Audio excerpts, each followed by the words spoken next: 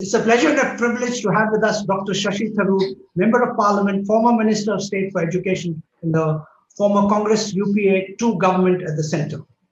A brief introduction of Dr. Tharoor, an alumnus of Delhi's Blue Chip St. Stephen's College and the Fletcher School of Law and Diplomacy at the Tufts University, USA, where he earned his PhD. Dr. Tharoor began his professional career in the United Nations in the late 1970s in the office of the UN High Commissioner for Refugees, and served the cause of refugees unsettled by wars, political persecution, and natural disasters in several countries, including Switzerland, Singapore, and Yugoslavia.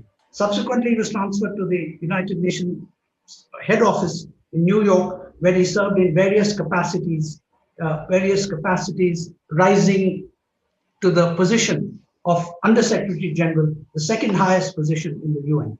After an unsuccessful run for the top job as Secretary General of the UN, in 2008, Dr. Tharoor returned to India, and the following year was elected to the Lok Sabha from the Thiruvananthapuram, formerly Trivandrum constituency, as a Congress party candidate. Since then, despite the BJP wave that swept the country, he retained his Lok Sabha seat in the general elections of 2014 and 2019. A skilled debater, articulate spokesman of the Congress party, Dr. Tharoor is also a prolific, multiple awards-winning author, having written over 20 bestseller, mainly non-fiction books, including An Era of Darkness in 2016, which unsparingly exposed the ugly underbelly of almost 200 years of the British Raj, and is recently published The Battle of Belonging on Nationalism, Patriotism, and What It Means to be an Indian.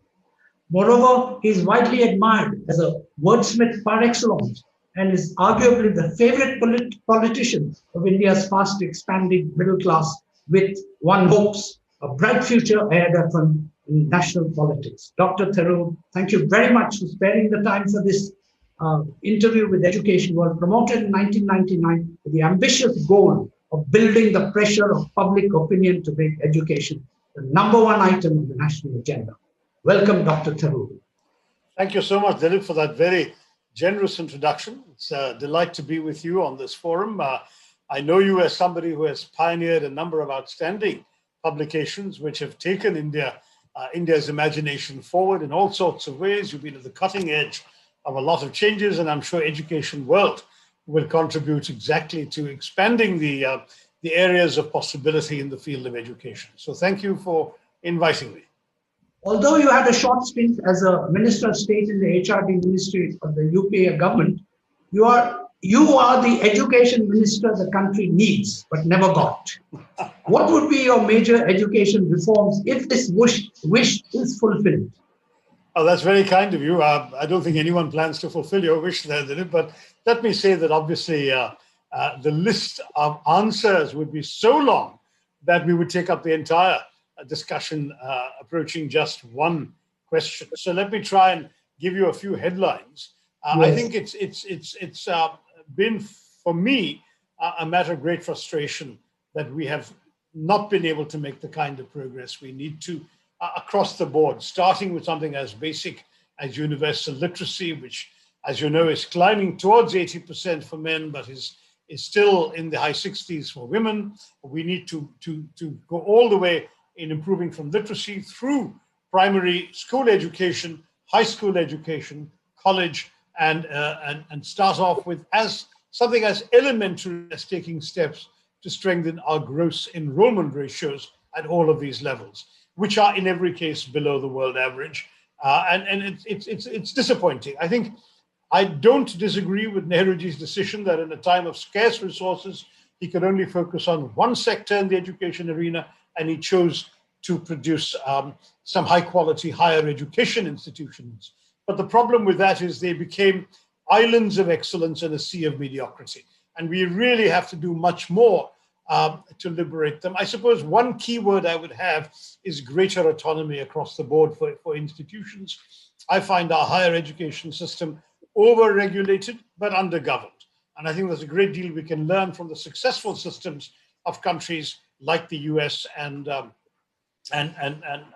But the US, in many ways, is a paradigm for widespread excellence in higher education. So they're moving back down the age curve. High school we have an extraordinarily high percentage of dropouts in the high school level, particularly of females. We're losing girls after puberty by class 8 onwards, in fact, class 6 onwards in many places, for all sorts of reasons, including relatively banal ones, like the absence of decent, usable toilets for girls of a certain age who need to change a few times a day, once a month. And those infrastructural things have to be remedied as well, but equally, of course, the quality of education and gearing it to a way that families consider it actually useful to leave their kids in school than to pull them out is crucial.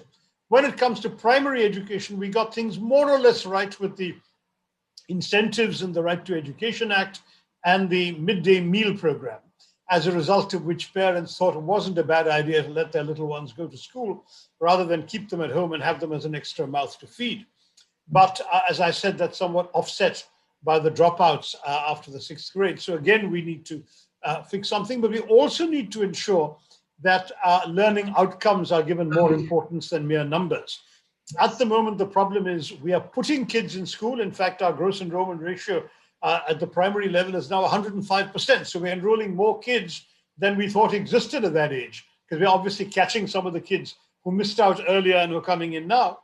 But the problem is that they're not learning very much. And too many studies have established that the vast majority of our 5th graders cannot read or add or speak at the 2nd grade level. So these are things where we're not getting it right. There's been some very interesting pedagogical research we can rely on. For example, Professor Karthik Muralidharan at Harvard, who's now, I think, moved to California, has done some ground research which has come up with the fairly unconventional suggestion that primary schooling would be improved, not so much by our usual remedy of saying, let's have more schools, more teachers, smaller classes, all of which makes sense at a certain level.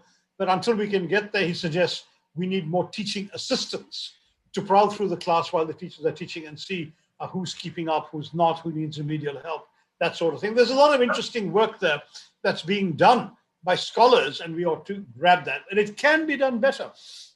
When you realize that NGOs...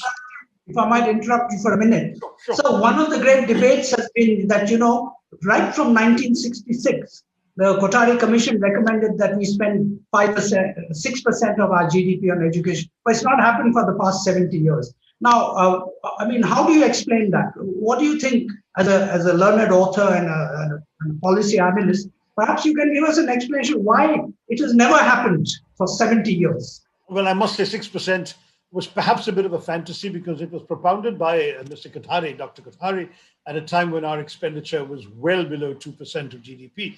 It has climbed up a little bit, but the problem is that governments have always had, in their perception anyway, too many urgent and conflicting demands of the same pot of money to be able to allocate it. It is true that our GDP has grown exponentially since our target was enunciated, and what we're spending today would certainly be much more than 6% of our 1966 GDP. But the point is not that. The point is we really have to look at what education system is spending.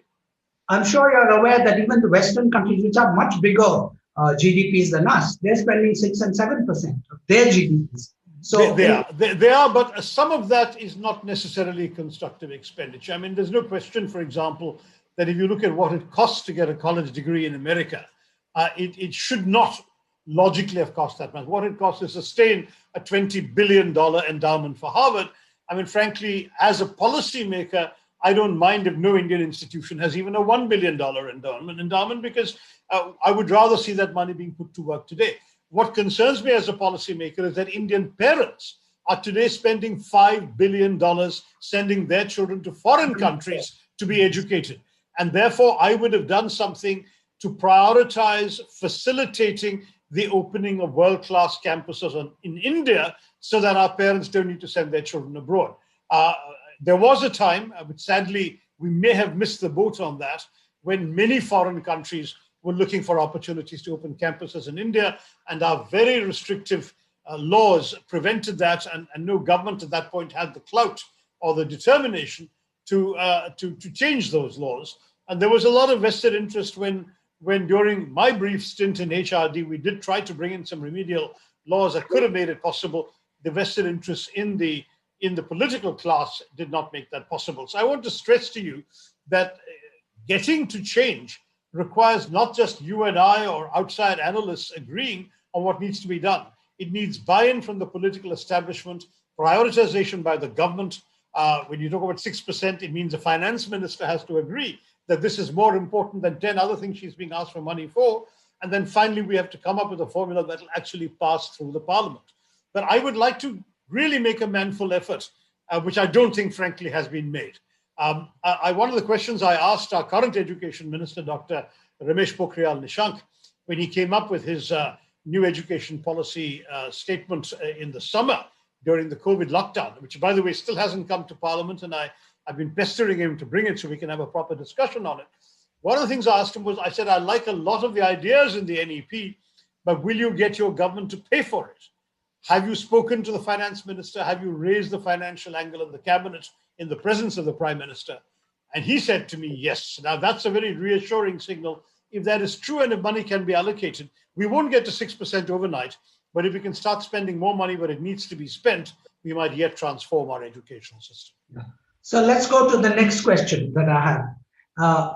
As a historian and political analyst of repute, to what extent do you agree? I think you've answered that question with the statement that human capital development being severely neglected in post-independence India.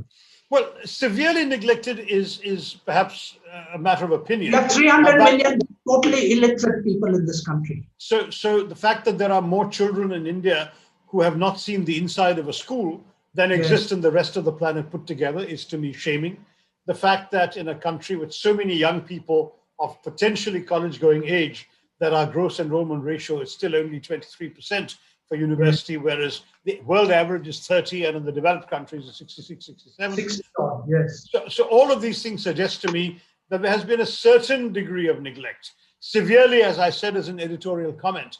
Now, the answer that would come to me if Jawaharlal Nehru was still alive or Maulana Abul Kalam Azad was still alive, they'd be saying to us, you must remember the British left us with barely 16% literacy and barely 3,000 colleges in the entire country.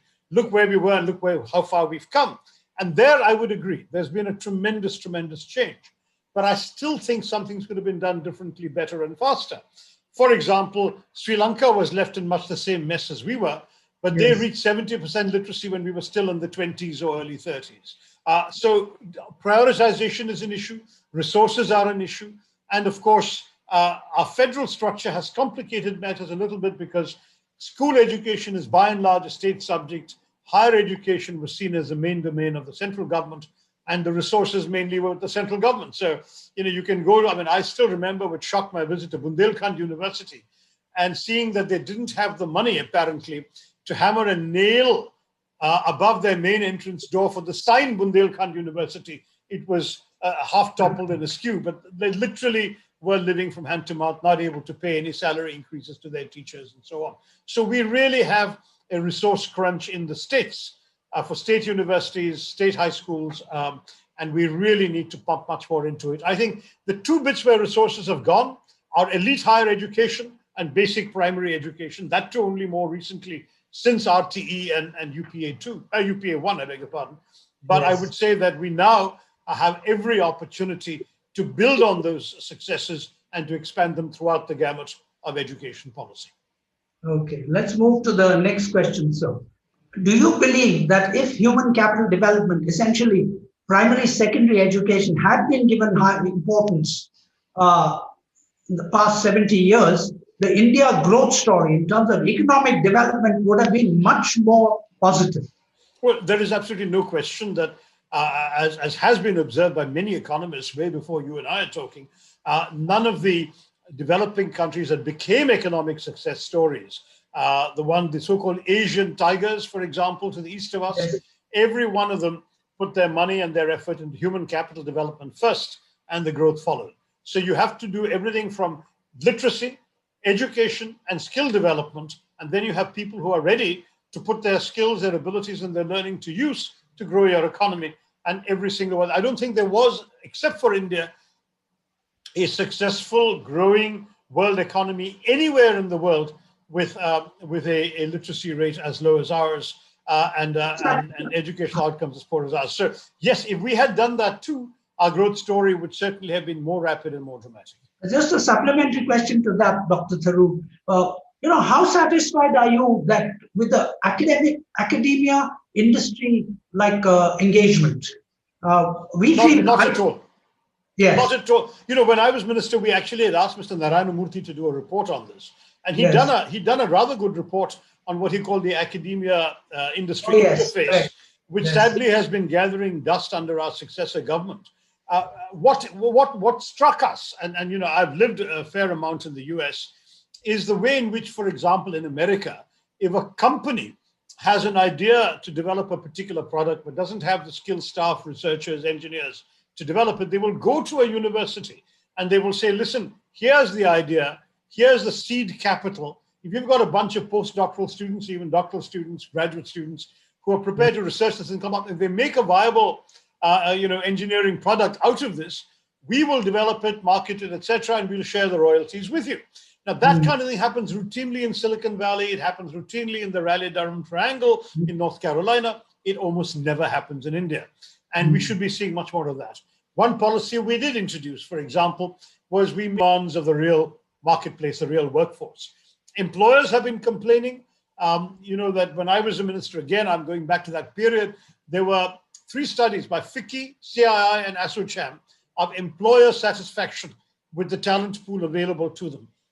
And it was absurdly high as 82% of them said they were not satisfied with the quality of recruits available for hire. And many of them felt that the only remedial solution in India was to hire people and then re-educate them. I don't mean train them. I don't mean on-the-job training. I mean literally a year of extra education to make up for what they either didn't learn or learned badly in the existing curriculums in colleges. So as a consequence of that, Dr. Tharoor, in fact, we believe that Indian industry has perhaps the highest education and training costs of any country in the world.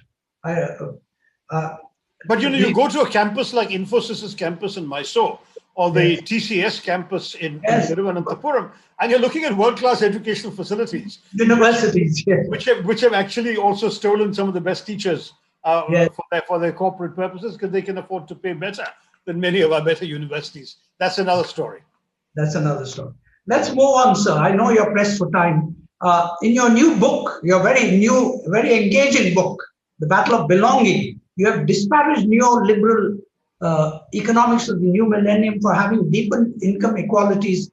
I don't disparage perhaps now. You have criticized the new millennium. You have criticized neoliberal economics for deepening income inequality in societies around the world and catalyzing the rise of authoritarian governments. On the other hand, the Congress Party's Neta Babu socialism and license permit quota raj of half a century, which still lingers, ruined the modest material aspiration of hundreds of millions of citizens of post-independence India. What's your comment?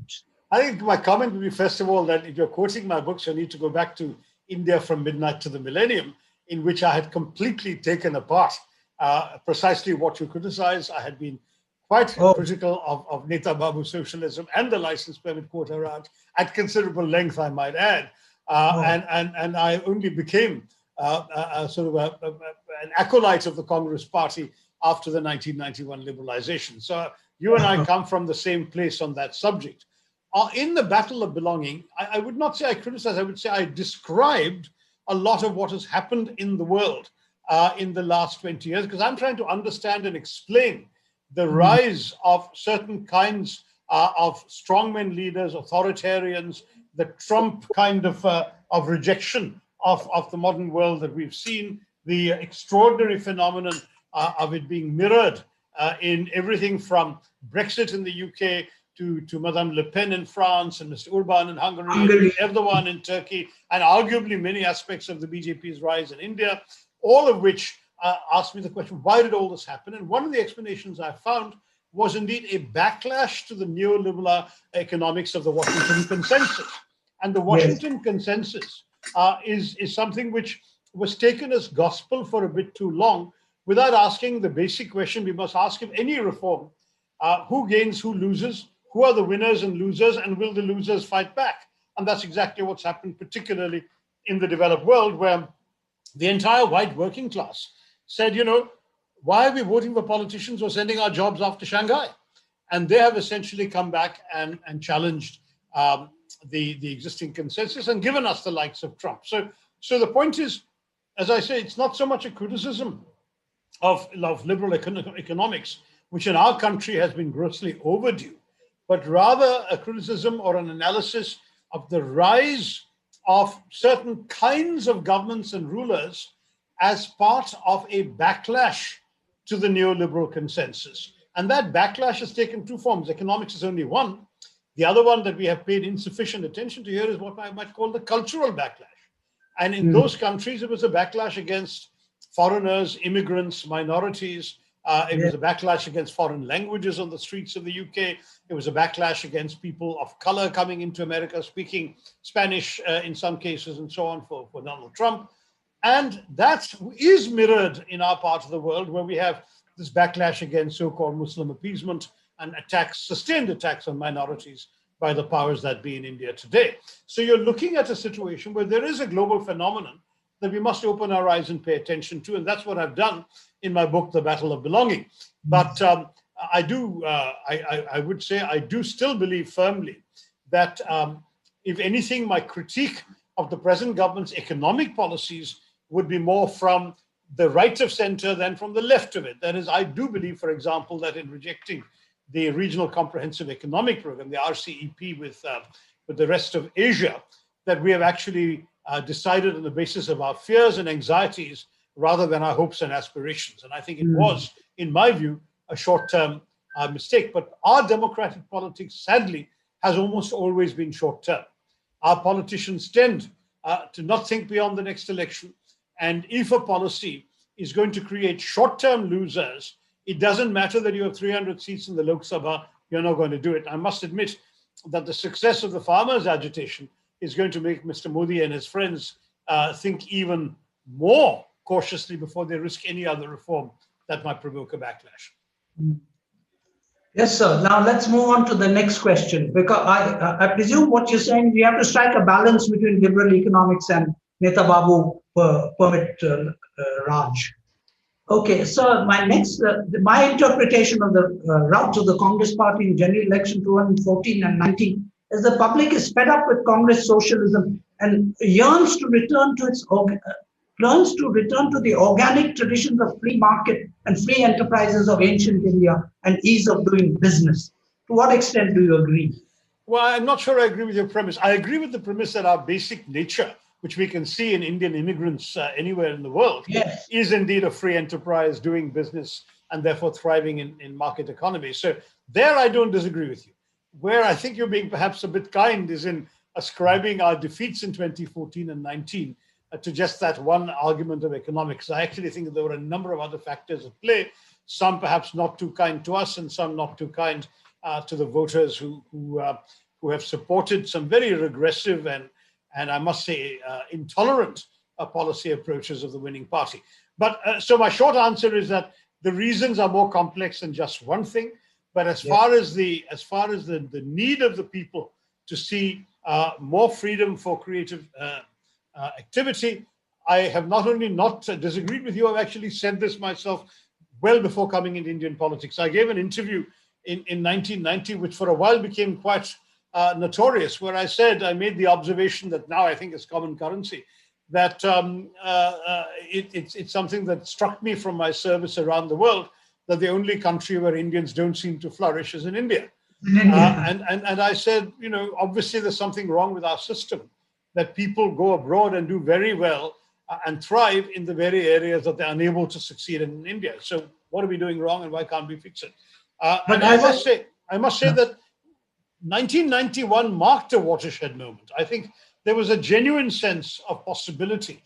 And I think all the transformations, I am old enough to remember pre-91 India very well. And the visual changes, the number of products available, the range of choice available in the education field, since your education world, literally the number of courses you can take that didn't exist before 91. and the number of career options that open up that didn't exist before 91. Absolutely. All of this is a sea change. So let me say that I think liberalization was a very, very good thing for India, and that Neta Babu socialism should not be returned to. But I would at the same time stress that we are talking about social justice as well. And when the Congress Party interprets socialism today, it tends to do so much more in the language of social justice. That is, have liberalization, but when the revenues of that liberalization come to the government in the form of taxes and increased revenues generally, that a good portion of them must be spent in giving a leg up to the people who are marginalized and excluded. That is, as I said in Parliament, the magic of the market cannot appeal to one who cannot afford to enter the marketplace. And it's in the interests of the Indian business community, it seems to me, to give a leg up to the poor, because they can be consumers of tomorrow if you don't allow them to remain poor. So let there be a Mahatma Gandhi Nrega program. Let there be social welfare programs, assistance. Let there be scholarships. We haven't, in education world today, talked about scholarships. Vital in my view. And I'm constantly berating banks for never meeting that. Public sector banks consistently fail to meet their targets for scholarship loans. And why is that? Because they insist on collateral. And I say your collateral is the brains of the student before you. When that student comes for a loan, look at their grades, look at their record of academic accomplishment. Do not look at whether they own land or a house or gold or anything they can give you. Reward the poorest bright student. If it were left to you, I say to these bankers, and Abdul Kalam would never have grown from being a kid selling newspapers, delivering newspapers in Kanji, in Rameshwaram, to becoming a rocket scientist and the president of India. We need to invest in the brains of the public sector banks. Also have a social responsibility to do that. So I'm just saying social justice means giving people help. And then some of that will be wasted inevitably, but much of it will transform our country. And even rich old America does it. I studied in America on a scholarship. So there is a fortune at the bottom of the pyramid. I think everybody has to the industry has to understand, and especially, but unfortunately, I don't think public sector banks, and that's a good case for nationalization, will ever understand that, for denationalization. Yeah, sure. In many cases. So now we move on to the next question, sir. We're coming nearly at the end. Currently, as a member of the 23-member Ginger Group of the Congress Party, you're actively involved in the process of reforming and rejuvenating this 130 years old political party. How satisfied are you with the progress of your initiative? That's an issue I'd still rather discuss within the party than outside. I'll just say that the issue has been placed on the agenda by those who have submitted this letter. The Congress president has met with a representative group of us, as well as a larger group of people whom she had invited. It was a good, constructive discussion. We are looking forward, I hope sooner rather than later, to the announcement of a process. We understand that the thinking is that immediately after the 5 state elections in our country in May, that there will be an AICC session to elect a new president, and with it there could well be reforms that we have been seeking in the working committee, the Congress Parliamentary Board, and so on. But I think that it doesn't actually help our cause to air these issues so much in public at this stage. Of course. We find it more useful to get things done within the party, and we're working as loyal party members. Our only interest is in a successful Congress party, because we're looking at a country which desperately needs a strong and effective opposition. And what we are recommending, we believe, will contribute to that, not detract from it. So evidently, you don't share the view that the Congress party is has been so badly trounced that it's unlikely to be revived. You don't share. I think that we've been through some bad times in 2 successive elections, but I believe the fundamentals are there, and that we will revive. In any case, I think India needs a strong and effective Congress party. It's like people saying that the Indian economy has been so badly battered ever since demonetization and a series of disastrous decisions by this government that it can never be revived. But you can't give up on the Indian economy. It's the only economy we have, right?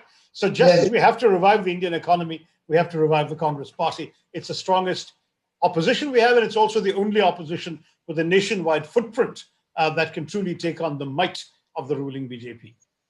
Yes, thank you. Good answer. Thank you. Uh, Sir, uh, the next question that I have is, the Indian economy has been battered by the coronavirus pandemic, with an estimated 18 million jobs lost and 30 million children having dropped out of school. How soon do you expect the economy to recover to its 10% plus economic growth momentum? Yeah, I mean, I must say, when you look at the education scenario, you're quite right to mention kids dropping out of school. I mean, a lot of the reason that kids were sent to school, as I said, from poorer families and in rural areas, was actually to get things like the midday meal and to be put to productive learning in the school environment. If they're sitting at home and the parents have to feed them anyway, the parents may as well put them out to work in the fields or in sewing carpets and footballs and God knows what else. And that's been a real tragedy. It's actually been a regression for us. That also links into the stark digital divide in our country. We blithely think we can educate children online, but how can we? No. Does everybody in our population afford a mobile phone, let alone a computer or a laptop or anything that can connect to the internet? Even if they could afford a mobile phone, would it be a smartphone? And would it be one where they could afford an internet data pack that they could let their kids sit 8 hours a day in front of and learn lessons from? Would there be enough electricity for that and where they are? You know, in a country where so many of the basics still have to be conquered, we just cannot ignore the challenges that the Indian reality poses to creating an online education solution to the problems of the coronavirus. So I really hope that we can learn through whatever combination of events, vaccinations, herd immunity, even if it means that we go through a short spasm of our healthcare services being overwhelmed, that I hope we can soon get back to normal schooling, normal college life, normal work life, both to revive the economy and to revive education. As far as numbers are concerned, obviously 7% to me is still a dream. Nobody is projecting anything realistically like that. The most optimistic figure I've seen for the current fiscal year is -8%. The most pessimistic has it below 10%, 10.3% negative growth. So we first have to overcome that negative before we can get into the positive. Some people are telling me we'll probably grow faster in 21, that is 20 to 21, than we will grow in 21 to 22. If so, that'll be a disaster, and I'm not looking to that.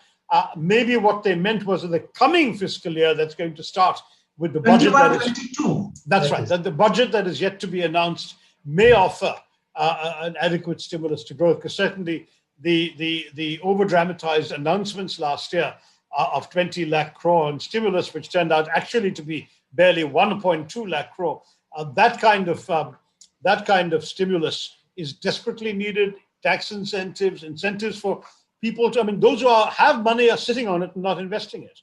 And those who don't have money are looking desperately for ways to earn it. In some ways, this is a perfect moment to unleash another dream budget on the nation and then put India back to work. Let's hope they do, but 7% is still a couple of years away, in my view.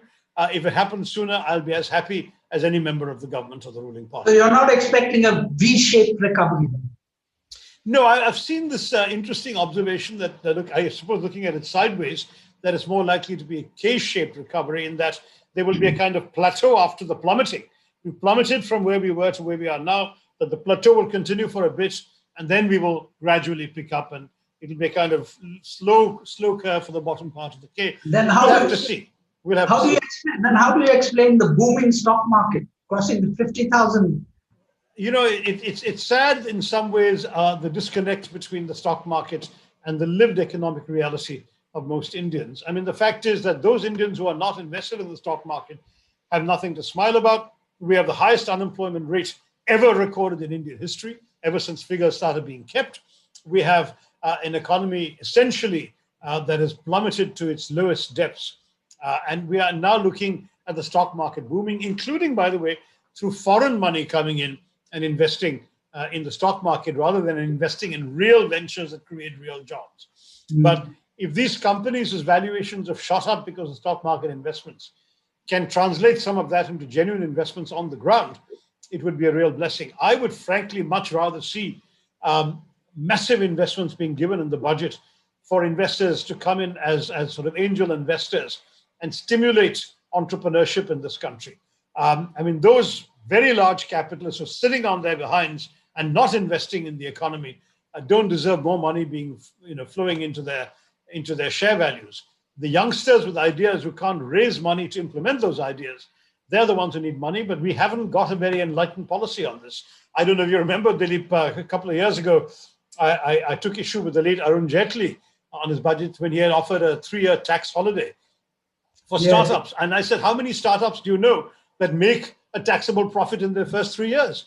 I said, you'd be far better off giving incentives to angel investors instead of taxing them and letting them, in fact, have every reason to give money to companies rather than offering a meaningless tax holiday. He took note.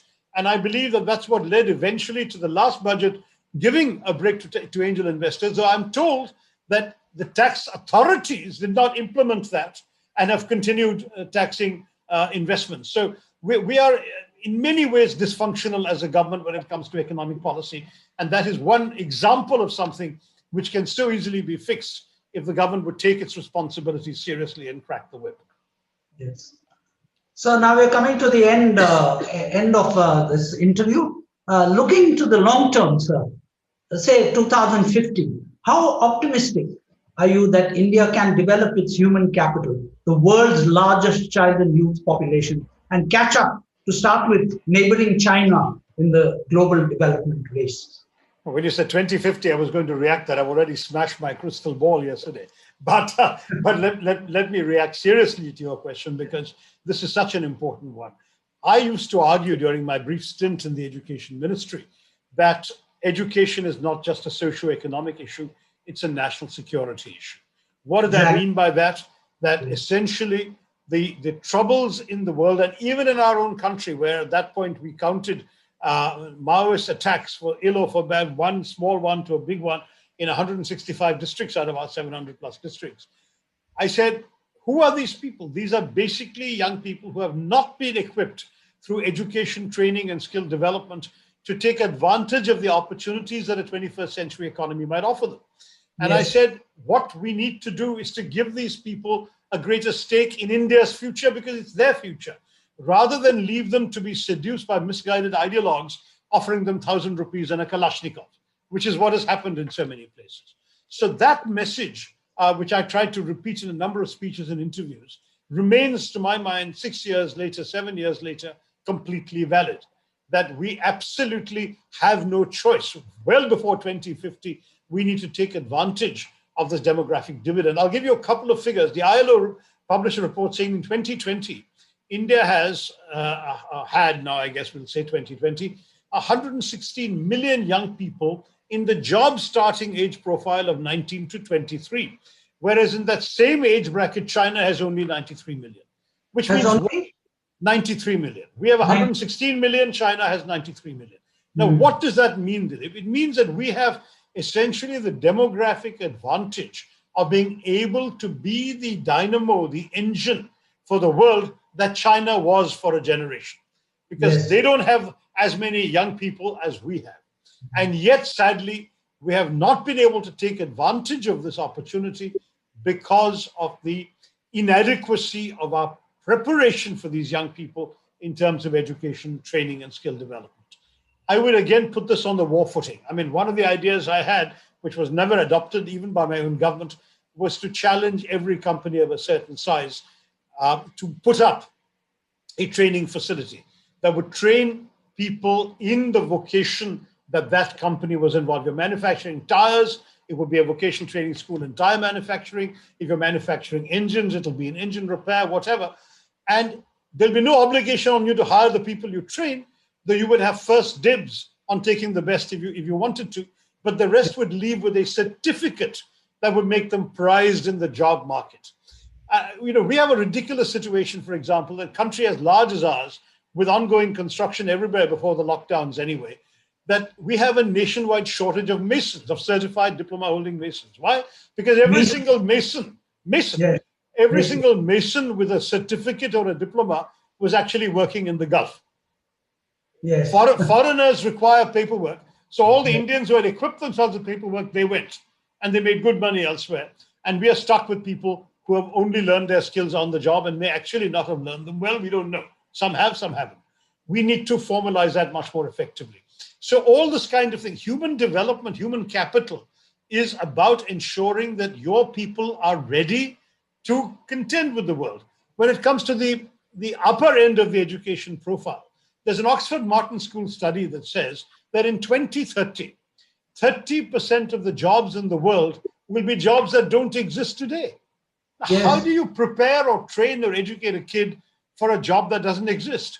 Not by mugging out of a textbook, not by doing rote learning and preparing for exams, because everything they've learned is about yesterday. In any case in today's world, in the real world, in any job they might do, facts and figures of the kind they could learn for an exam, they can find with 2 clicks of the mouse on Google. What they need is not to be told what to think. They need to be trained in how to think, how to deal with unfamiliar information, grasp it, analyze its essentials, find a way of proceeding with it.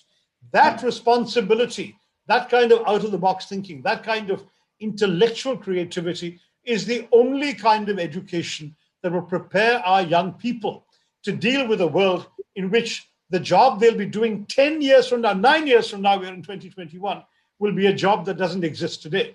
And that's why we really need to reorient the educational system. So in my last answer, I'm tying it back to my first answer when you asked me, what kind of reforms would you want? The biggest reform I never got to when you understandably interrupted me since I was waxing too eloquent. The biggest reform has got to be in how we teach and how we get our students to think. But I would just end with one short slogan: take education seriously. That, to my mind, is a message that this talk should give all those who've been watching it. Yeah, Dr. Tharoor, education world is certainly on the same page as you are. It's a very inspiring talk, articulate as usual, and concise and to the point. Thank you very much.